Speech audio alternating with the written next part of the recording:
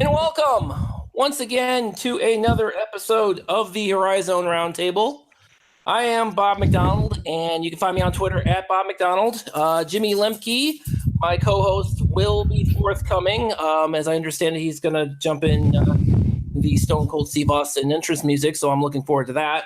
You can find him on Twitter at PantherU, and you can follow us on Twitter at HorizonRT. So, big couple episodes here coming up. As we did in April with the Fan Battle Royale, we are doing the same thing this fall. And as with what we did in April, we've got representatives from Horizon League schools. Some of them are here now. I'm assuming some of the other ones will be forthcoming as we chat along. So let me go ahead and get started with all the introductions. I'm going to do this in alphabetical order. Sorry, Ricky. Starting with John Durder over at Cleveland State. Go Vikes. Happy to have your audio working this time. Yeah, hopefully clear too. Yo, as a bell. Yes. All right, next up, new face here, Green Bay. Jim, why don't you introduce yourself? Hey, thanks for having me on. I'm a Green Bay graduate, former athlete, season ticket holder, and happy to be here. All right. Another new face to this forum, but somebody we've had on the show in the past, Chris Schutte from representing IUPUI. Hello, happy to be here. All right.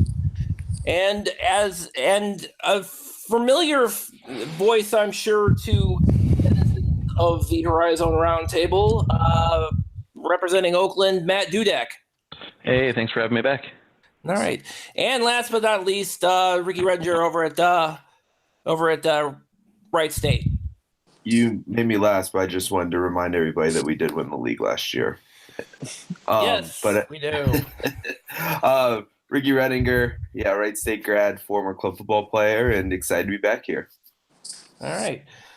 So eventually, and as I mentioned, we will eventually be. The hope is to eventually have the folks, representatives from Northern Kentucky and UIC, and of course, Detroit Mercy jumping on as soon as they can. And as I mentioned, I'm sure Jimmy will be jumping on here at some point in time. So the first thing I wanted to talk about, the first subject is, I'm sure you all read the other day that the Horizon League has decided that the Horizon League has apparently put out a bidding process for the tournament from this point forward. So for like the next 3 years, 2020 to 2022. So one of the things that I guess, to replace Detroit. So I guess my question is that, and I'm still leaning towards Indianapolis eventually being the host school, but what do you guys think? Do you think that there's some dark horse candidate for tourney host that might come on in at the last minute? I don't know. I still feel like the best option for the league is going back to campus sites. I mean, you get more attendance. There's more fans for each school. I feel like the league's trying to fit a square peg into a round hole with this whole doing a neutral site tournament. I mean, we saw in Detroit, it doesn't work. Fans didn't show up from Detroit. Fans didn't show up from other schools. They had to give tickets away to make it look half full. And I think we just go back to campus sites. I think of Motor City Madness. I went to 2 of the 3 Motor City Madnesses in person. The one I missed was because I had a child that was born 2 days before it. And for there, I'm of the belief that it's not the neutral site, it's the format. I mean, when they were going Thursday to Tuesday or Friday to Tuesday, nobody in their right mind's going to Detroit for 4 days, 3 days off of work to see Horizon League basketball. I think a better format, and then you have an opportunity with a neutral site to maybe make it work. My 2 cents on it, and I said this when it first started, is campus sites up until the semifinals, and the semifinals and the finals at a neutral site. Okay. One of the things I struggle with, as I say, what I struggle with in that format a little bit is the pre-planning idea that a fan is going to have to wait until a week before to decide, okay, I'm going to get in my car, book a flight, or book a series of hotels to then show up in Detroit or Indianapolis or Toledo or wherever the game's going to be. The neutral site and what makes it work is I know today when the games would be and where they'd be. I could plan today if I wanted to. So what do you? I guess I should also ask you. What do you guys think of the new tournament format in which seeds 9 and 10 don't even get to play in any games in the tournament? I think it makes the most sense. I mean, you have a Really? straight up bracket 1, 8, 2, 7, 3, 6, 4, 5, and I think it makes the most sense. I hated the whole concept of trying to protect the 1 seed and then the 1 seed lose every year and we change it. Just leave it as a standard bracket. See, I disagree with that because and maybe it's because for the last couple of years the top seed has in fact not made it to the tournament and not won the conference tournament. But I'm not really sold on the whole. I'm not really sold on the whole format in and of itself, mostly because of the fact that it seems like it's kind of put together at the last minute. I mean, I'm still kind of struggling to understand at least that part. In the old format, I look back and of the 11 years of the highest seed hosting it, the number 1 seed won 7 times. The lowest seed to win was Milwaukee as a 5 seed at Wright State. In the last 3 years at Motor City Madness, when they went out of their way to protect Valparaiso a couple times, the number 1 seed won 0 times. So, it could be that the quality of the league has gotten a little bit more where there's not a big dog anymore. Like in that old format, you had Butler and you had Milwaukee as top 25 teams, and they won it many times. So I don't know if it's the format needs to, leave the bottom teams out or leave them in. It just seems that there's not a clear-cut best team in the league that can win every game every time like those old Butler or Milwaukee teams. Well, see, one of the other things that Jimmy and I had discussed one of our previous episodes when the Motor City Madness announcement came out is one of the things that we did see is I just had to remember is that when because that double bye format kind of disappeared. It looks like it disappeared somewhere, after Motor City Madness started. Probably, I don't know, not sure if it was last year or this year, where there wasn't a double bye for the 1 seed like there had been from about 2002 on. And Bob, the 17 tournament was the first where they got rid of the double bye. Yeah, and of course, see, this is where and I didn't remember that. Because I didn't remember that during the episode. This is why we need a correction guy. It's like, hey, you screwed something up. But one of the things that we did see, though, one of the things that we did come across that during the double bye format is that, in spite of the fact that there were times where the top seed didn't win the tournament, it was always clear that the best team coming out of the league at that moment in time was coming in, and it also kind of maximized the opportunity to potentially win tournament games. And I looked at this because from like 2002 to about 2011, a Horizon League team had won a tournament game every single one of those years. And again, it wasn't always the 1 seed. It wasn't always Butler. You had like a 2009 when Cleveland State wins a game. Milwaukee in 2005. Yeah, exactly. And so it seemed that and it also too, and this is also something we also mentioned, is the fact that because those were on neutral sites, that was also, I guess that was also not a neutral site. It was actually on campuses. But I understand the point of having the neutral site tournament where again, the point is to be able to actually be able to know, hey, this is where the tournament's going to be.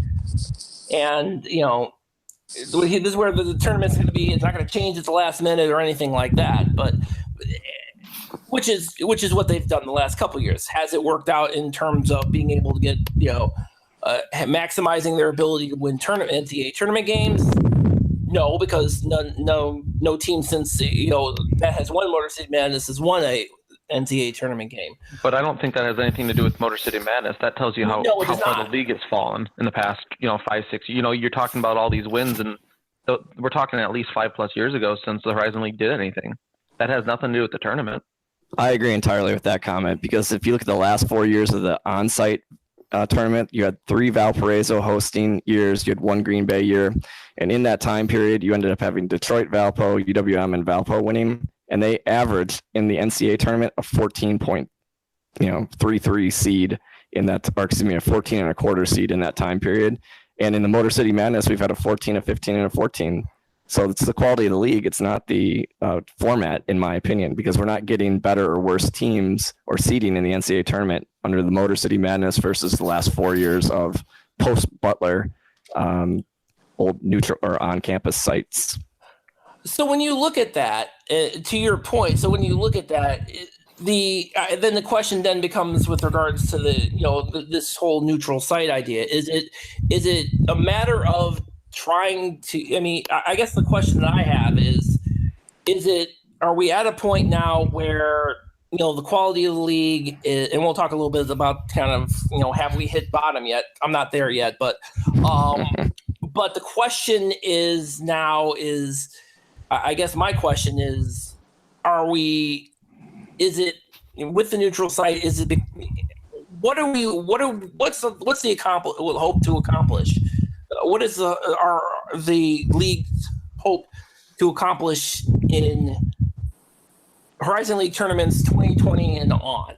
Well, I think what people forget when they whine about Motor City Madness, because it was change, nobody likes change. What they forget is Olympia was paying schools to be there. Yes, they were. And so you're not getting that anywhere else. And I think that's part of what they're looking for, is anybody willing to pay the Horizon to bring our mediocre at best basketball in right now. And at the time, Detroit was. So we can whine about it all we want, but at the end of the day, schools are at least making something to be there, which is not what you got anywhere else. Something else that goes with that, as I say, the old athletic director at Green Bay, Mary Ellen Gillespie, told me a big part of it, and you saw it in the announcement this week, student athlete experience. It's less time out of class, easier to plan for. And overall, they were doing other community service things leading into Motor City Madness. It was trying to create a better experience for the student athletes than the last time they had it at Valparaiso.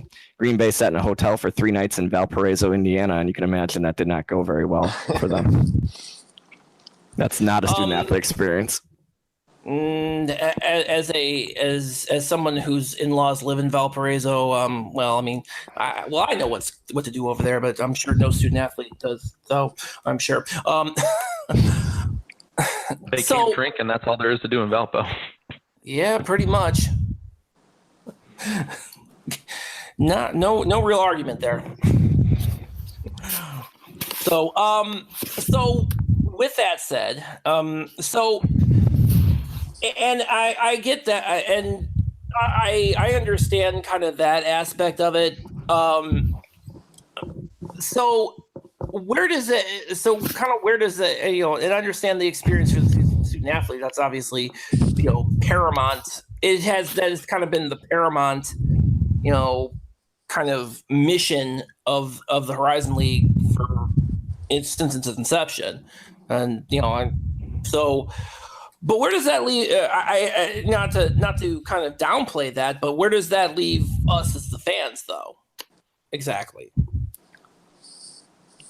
As fans, it leaves us out of luck because they insist on using a format that seems most friendly to ESPN or the host venue. In this case, in the past, Little Caesars Arena or the Joe Louis Arena. The fans seem to be third on that priority list, which I thought was interesting. The announcement that came out this week. It was about attendance, community engagement, and student athlete experience. And okay, student athlete experience, I can see that. Sure. Attendance with the format, I just don't see it. I'm hard pressed to believe that no matter where you put this thing, people are coming out on a Tuesday night in March to see Horizon League basketball unless they have a vested interest in it. Well, I think there's a bigger issue there. You look at all the schools in the league and how many schools actually have any semblance of a fan base that's going to travel. Maybe Milwaukee, maybe Oakland. I mean, Cleveland State, Detroit, sure as hell not. UIC, no. I mean, That's why I say campus sites are the best, because you just don't have fan bases that are going to travel. Put it on campus sites, at least you're going to have the home fans there. That's how I look at it. I can tell you that Oakland does travel. Yeah. Absolutely. We did it for the Summit League out to Dakotas. I would also say that you kind of run you do that, but you also kind of run the risk that in spite that it is a conference tournament. Ultimately, it's going to be kind of locally how the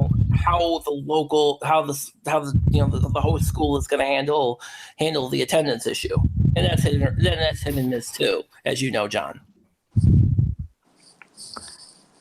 So, So now that we've talked all of that, and so I guess my other question then becomes, have in fact we hit bottom? Last year was not a good year for the Horizon League.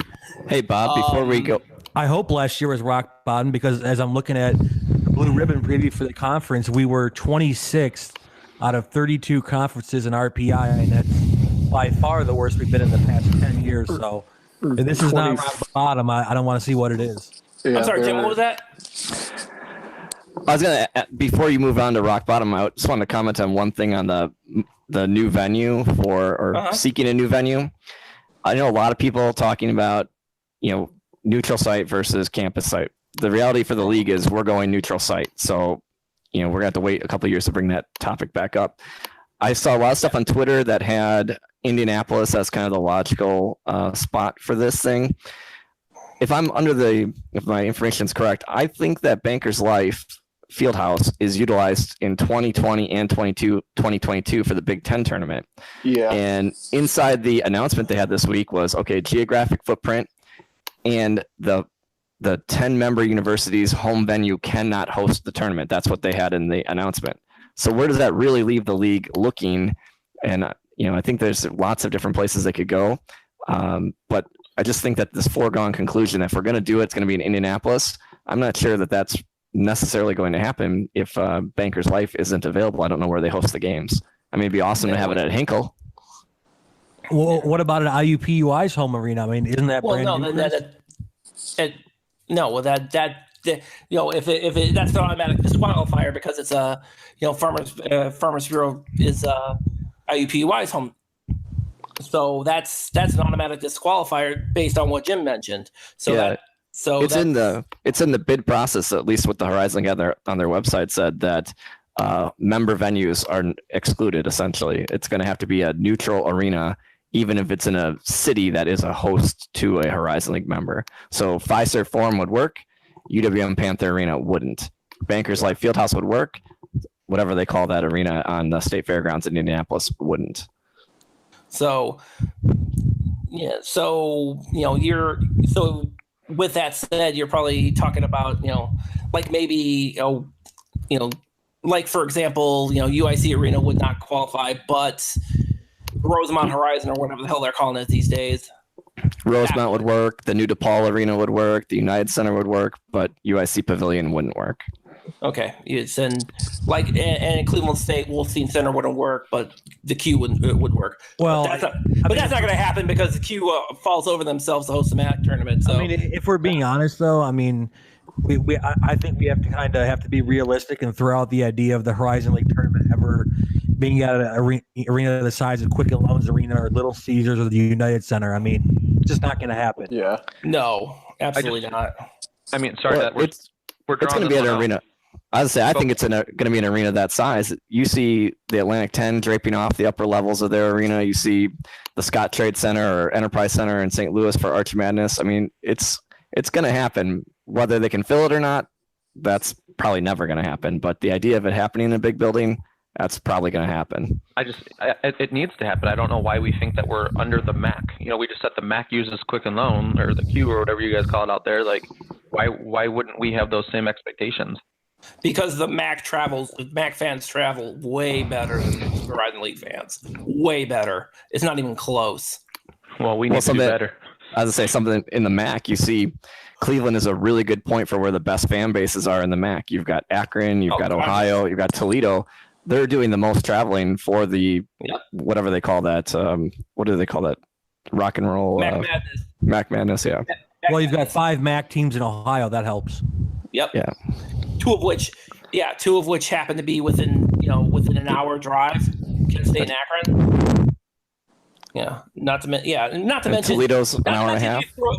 Not to mention if you throw a stone in downtown Cleveland, you're going to hit a graduate of a MAC school. Can't tell you how many Ohio U graduates are working downtown right now, who are very interested in attending the conference basketball tournament there. Not to mention also too, and let's not forget also that the MAC also Cleveland is the headquarters for the MAC. The MAC conference, it's conference headquarters. So there's that too. Which is why I initially, given that the Horizon League is based in Indianapolis, that's kind of where I led. That's my conclusion, where I led to that. But and the other part of it is too, and this kind of ties into has the league at the bottom part. Max RPI as a conference is infinitely better and has been infinitely better than the Horizon Leagues over the last couple of years. It has, and that's there's no two ways around it. So that circles me back to the initial question of where are we looking at are we looking at a repeat of last year where it's going to be it's going to be horrible? Was last year bottom is my question. Well, are we finally getting to a point where we're seeing improvements? I think you're going to have a very similar year to last year. I mean, I'm looking up and down the projected standings, and Wright State and Northern Kentucky are your clear top 2 teams again. They have UIC projected 3rd, but they lost Ty Odiasi and Dikembe Dixon. So how good are they really going to be? I disagree, but thanks for sharing. I think they've probably got one of the better backcourts in the conference. I think it'll just be similar to last year. That's what I think. I see the league improving from last year. I mean, I think Green Bay, I think UIC. I mean, UIC didn't do anything in the non-conference portion of their schedule. No, not at all. They were horrible. They were horrible. IUPUI wasn't very good in the non-conference. I think they're going to have a better team than expected. I mean, you're only kind of looking at maybe 2 teams, maybe 3 that are still bottoming out. I think everybody else is still trending up from there. I like one question I did have, and I actually posed this to both you, Chris, and you, Jim. Both IUPUI and Green Bay. Green Bay I thought was just a down year last year. Do either of you consider those 2 teams kind of the sleepers in the league? Because it seems to me like those 2 schools to me seem like the type of schools that could sneak up on some folks, even though if you kind of dig into it, maybe not necessarily. It shouldn't necessarily be a surprise. Chris, would you like to go first? Yeah, sure. I mean, I'm kind of biased in this sense, and that I'm a graduate of IUPUI and I've worked closely with the program, so I'm gonna be a little biased. But I do think they have some pieces there that can really make a difference. I mean, you look at a guy like Cameron Justice, who I think is probably going to be one of the better shooters in the league. He's former highly rated recruit coming from Vanderbilt. The thing with IUPUI is they're starting to get in like the correct type of players that they need to compete in the Horizon League. When you make a quick transition from the Summit League to the Horizon League, I mean, it's just a different type of play style. It's a different type of athlete game, speed of the game. I do think that they can maybe be a little bit of a sleeper. I'm not sure if they're going to be good enough to win the league, but I mean, you saw last year I think they were projected to finish last going into the season. I think that part of it could have been just, hey, it's new kid on the block. We don't really know what they're bringing. I think that they're probably a middle of the pack team, but a couple things break right. They get hot at the right time. I wouldn't be shocked to see them crack the top 4. I agree with Chris entirely for IUPUI. In my preseason picks, I got them 5th and possibly higher. I really like what they've done, and that kills me to say that because I was anti-IUPUI. I felt like they did nothing to deserve the opportunity to be in the league. But now that they're here, I think they have a decent team, if not better than decent. On the Green Bay front, I really feel like, and Coach Darner had said this earlier in the summer. If you look at his record, year 4, he's won his league every time. He's in year 4 at Green Bay. He's got his guys in there. But on top of that, not only does he have his guys, he's got a couple of pieces that are really solid. You look at a Sandy Cohen, who was a top recruit, probably one of the 3 best players in the league. If they win a bunch of games, might be the player of the league. You see Cam Hankerson, who is very athletic, has some range on his jump shot, taking a big step. They're getting a player named Cody Schwartz, who was a San Jose State transfer, local kid from Green Bay, 6'8", can shoot from well behind the 3-point line. I'm pretty confident that he will make a solid impact. He was a 7-point per game scorer in the Mountain West as a freshman. And then, Jaquan McLeod is a guy who did well at Milwaukee until he hurt himself and then had some personal things and he left the program. He's back and he's just kind of a scoring machine. So you get any lift of their freshmen, of which they had 5 last year. You take Cohen, Schwartz, Hankerson, McLeod. I have them second in the league. I know I'm biased, but I really think that they're trending in the right direction and are going to play much more of that RP40 style than they were able to play last year, where they weren't really pressuring up and down as much. I mean, they got a lot of shots up, but they definitely weren't playing the same way that they played when they had Jordan Faust and Carrington Love when Darner was in his first year with Green Bay. And I feel like this roster, much more than anything that Darner's had in the last 2 years, is going to be more reflective of his style and his ability to win games. All right. So looking at the bottom of the head, kind of piggybacking off that, looking at the bottom half of the conference potentially. And no, I also dispute the idea that I also am, and maybe it's because I'm an Uber homer and whatever, but I don't think Cleveland State's going to end up in the bottom half of this league this year, but that's just me. The wild card in this, I think, and I don't know what to, Matt. I don't know what to make. What do you make of what's going on with Oakland right now? I think that's kind of the fun thing is no one's really sure, and that's why everyone's kind of picking on mid to lower. We've lost a ton, obviously. I mean, the only returning starters, Neely, all those. We all know all that. We've seen all that. But what I don't think people realize, or you have to remember, is that they lost a lot to injury last year. I mean, we were playing without Brad Brechting all season, which I'm not saying that Brad Brechting would have made the season, but he probably would have been the 6'11" dude that we could have put in the middle there. It was constant injuries. Even a lot of people on the floor were hurt. Nunn was hurt. Brock was hurt. But at the same time, almost all those guys are gone. I mean, Brock went Div 2 on us, like, out of nowhere. But you know what? If you're going to quit on your team, it is what it is. But it's a different story. That is such a weird situation to me, by the way, that Isaiah Brock would all of a sudden just transfer to a D2 team. He quit last year too. He quit twice on his team. Like, okay, see ya. Like, I mean, thanks for what you did. You were a good player, but clearly it wasn't for you. See ya. Like, but what it comes down to is the team is young. I mean, I think they've got one senior, if I'm remembering off the top of my head, and that's Jordan Nobles, who transferred from Eastern Michigan to do a grad year. But other than that, it's a really young team. I think we're going to play bigger than we usually do, which is not a campy thing typically. But what I like about it is that's what we've been losing to. You look at like Wright State and Northern Kentucky, when they've been doing well, they're not shooting the lights out. They're grinding games out, and I think that's where OU's gotten hurt in the past. We've had so many weapons that go cold at the wrong times. So I'm excited personally about the idea of watching, Xavier Hill-Mays grind it out down low. We have a 7-foot freshman, Babatunde. I don't even know how to say his name. I'm going to screw this up.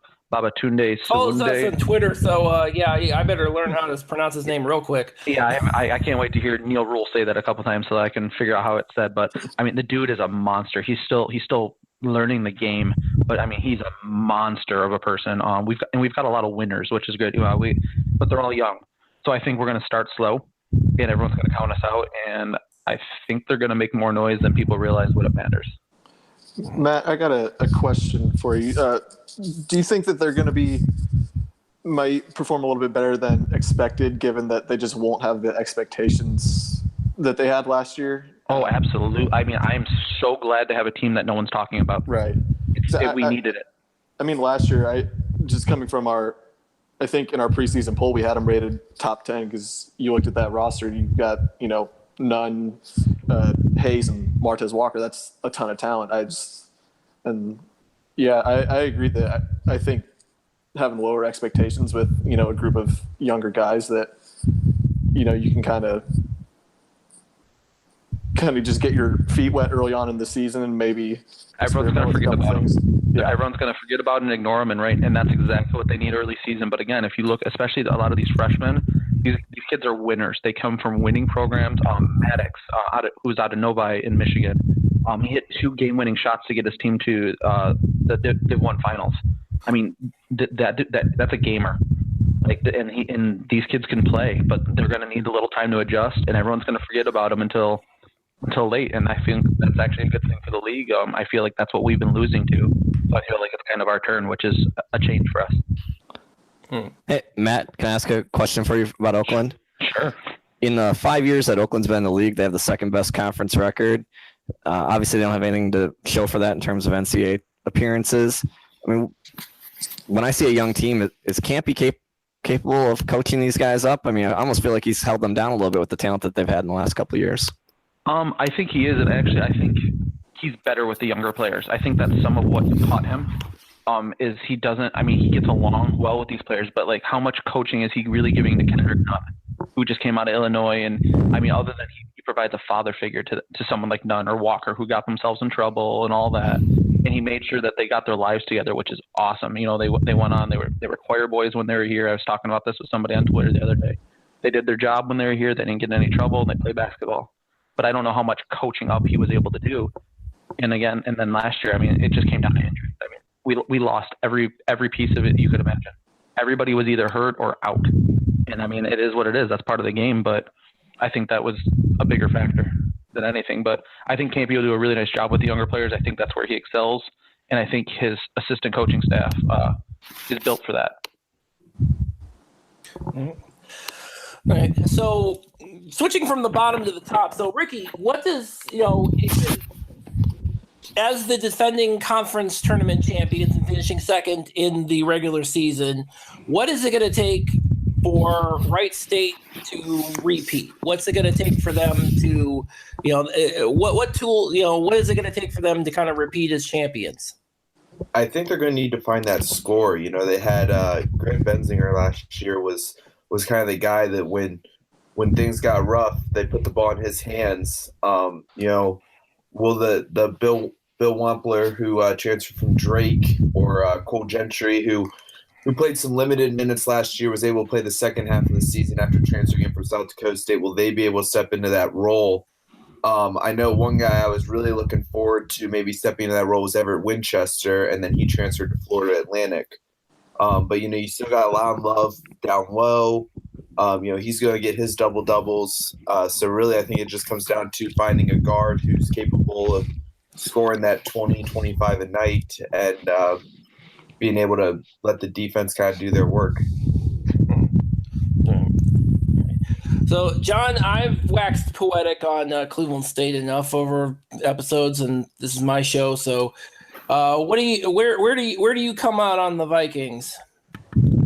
Well, for me, I mean, it kind of sounds like IUPUI. I mean, Cleveland State, once again, it seems like every year with them, there's a lot of turnover going on, and that's lose 3 starters from last year, have some guys transfer out, seems to always happen. But I feel like there's a lot of true talent coming in. You look at Rashad Williams out of Detroit. I mean, I think he once made McDonald's All-American status late last year.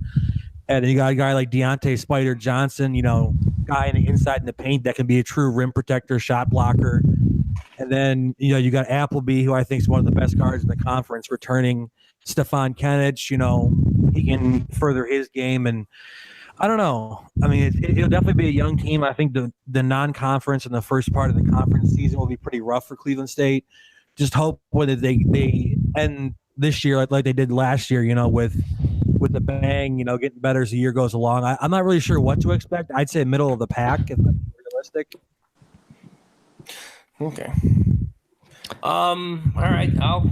For Bob and for Bob and John. Yeah. Quick question for you guys. Yeah. You look back a year ago, Felton gets hired. There's really not a lot of buzz around the league. I mean, how do you guys feel looking back? Youngstown got a lot of attention with Calhoun getting hired. You guys hire a retread, and from where I sit, Felton looks like the better hire. What do you guys think about that? You know what? I gotta say, I was definitely not on board with Dennis Felton. I will be the first person to mention that and first person to admit that. And I know I've done that multiple times.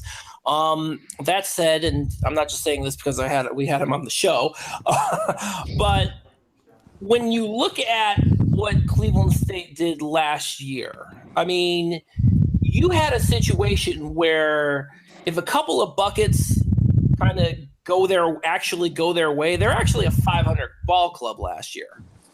So it wasn't really that big a surprise to me that they did what they did in the conference tournament, because you knew that they had the capability of hanging with anybody in the league. They had the ability to do so. Well, maybe not necessarily Northern Kentucky, because they got owned by Northern Kentucky, in both games during the regular season. That one was kind of a surprise. But when you look at the other team in that they played during the conference tournament, you look at Youngstown State, where they split the series with them. Wright State, even during the championship game, I was, because you got to remember, Cleveland State beat Wright State in the regular season, which probably shocked the hell out of everybody. And when they beat Oakland, they hung with Oakland in at least one of their games during the regular season. So it wasn't really that big a surprise to me. And he was doing that too. And this was I can't tell you how many times I alluded to the fact that Cleveland State had 6 seniors on that team. 6 seniors. And to me, even with a coaching change, to me, you couldn't convince me that there was no reason why Cleveland State couldn't do something with 6 seniors. It took them until the conference tournament to do it, but they did. And so, but then it actually comes back to, then the other part of that is it comes to me back to the kind of what John mentioned, the turnover. This year, not transfers, thank God. This year was mostly graduates, senior graduates. They got all of them. And what they got back, though, was, first of all, they already have 2 established starters already as freshmen, Steph Kenich and Tyree Appleby, which was, Kenich came out of absolutely nowhere and was able to come in and get a start on the roster. And he didn't even, and it should be noted that Steph Kenich wasn't even with the team over the summer. He was with his national team, international team. So he wasn't even with the team that summer. And then you also have Tyree Appleby as well. And then you also add in kind of the, Cash Thomas, who was, who's probably one of the best, who's probably going to be one of the best 6 men in the conference. And then, and Dontel Highsmith, he's going to be back as well. So, and then you add in all of these new guys. Now the question is, does that affect? How does that affect the team? And I'm thinking, I think it's now entirely. Now I think it's entirely Dennis Felton's. There is no Gary Waters footprint on this team at all anymore. So, and as I've said numerous times, keep beating this down into the ground, but the best gift Gary Waters gave Dennis Felton is, roster flexibility. So, he was able to turn around that roster within 2 years.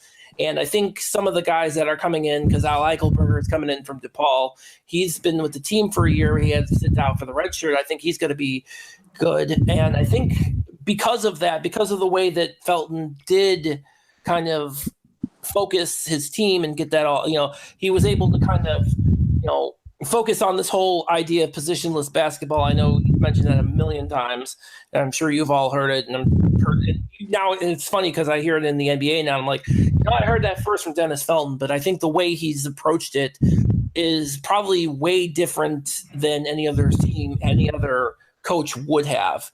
With that said, I guess now I get to pose this to all of you. Shifting gears, since since we don't have anybody from Youngstown State, what do you guys think of year two of the Jared Calhoun era? I think what is your assessment of where they are and where they're going to be in the league?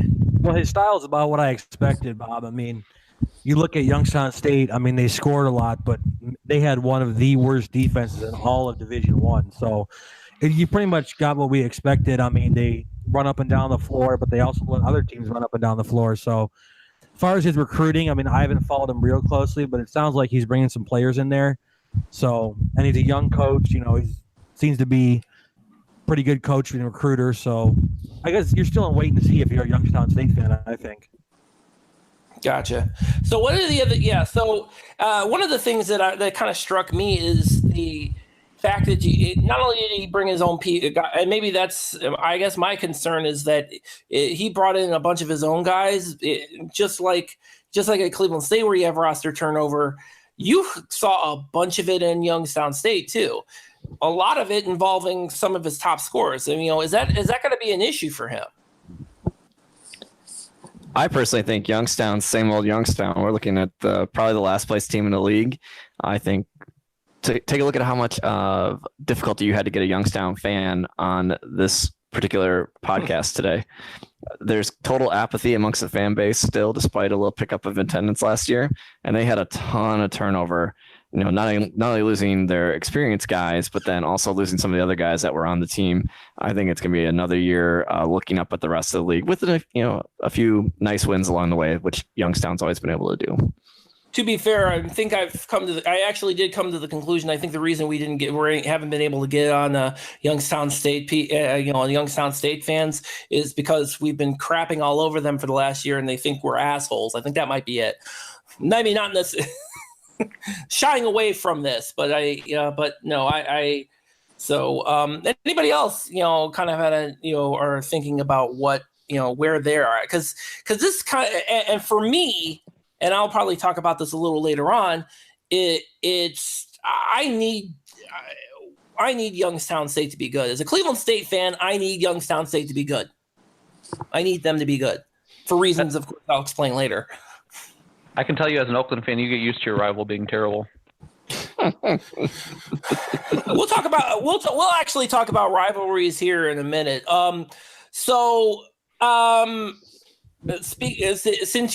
Since you talked about rivalries being terrible, and of course, somewhere at some point in time, and somewhere in the general vicinity of the world, I'm sure Carrick Jones is floating around. But Detroit, unfortunately, he's not here to defend Detroit. So let's talk about him. I love talking about them. I know you do. And by the way, Jim, to your point, in spite of, I do think that Detroit does remain to be the bottom of the league. I mean, they lost. It took too damn long to get their coach. They've been scrambling to get new players because everybody transferred out. I mean, not like it made a difference. They were in last place last year. So what the hell was it? What's the hell the difference between last year's players and this year's players? It's gonna be a tough year for Mike Davis this year. Gonna be, without doubt. It might be a tough year this year, but I love the Mike Davis hire. I'm just totally floored that they could get a guy like that to come to Detroit. Steal. Yeah, just amazing. Yeah, to come. I personally think he's the best coach in the league. Yeah, to come out of the process that late with the guy of, Mike Davis's caliber, it's mind blowing that they ended up with him. I think it's going to be fantastic there. And as much as I love to rip on Mercy, I think the Mike Davis hire was an absolute home run. It's too bad for them that took way too long. But here's the thing. Mike Davis is a good coach. We all know that. But at the same time, he can't be anything that great. He's been since Indiana. He's been at UAB and Texas Southern. It's not like they stole this dude from Duke. He's a good coach. He's easily the best coach they could have hired at the time. I'm not saying anything other than that. But it's not as earth-shattering as I think other people are making out to be. He is the only coach in the league with a Final Four appearance, so it's hard not to make it Damn right. shatter from my perspective. And he From did well at from UAB. A standpoint of, yes, from a standpoint of, yeah, I mean, We're talking 20 years ago. yeah, and what has he done to I think where he was at Texas Southern, which was let's face it, not a, was a situation where it is he turned around that and became I understand how easy it is to, it's the SWAC. So what's that? Why that's Stone Cold's music. My God. Jimmy, is that you? Someone give me a fucking Steve Weiser. Damn it, Jimmy. What? Hello. I was in the middle of my Mike Davis thing and you messed me up, you bastard. I'm just here to drop stunners and take people out. Here's All a right. stunner. Mercy is not very good. I lost my train of thought. Thanks, guys. Yeah, and by the way, interestingly enough, Jimmy, your intro is actually going to be where we close out the first episode. Congratulations for jumping in when you did. Yeah, I think of me as like that. Think of my entrance as like the end credit scene of a Marvel movie. I'm here to tell Iron Man that he's part of a bigger world. He just doesn't know it yet. Nice. Great. So are you considering yourself the Nick Fury of the Horizon League now? Is that what your deal is? With 2 eyes. Go 2 eyes. Captain Marvel, Nick Fury. Oh Jesus. That's where I'm coming from. Yes. Good to know.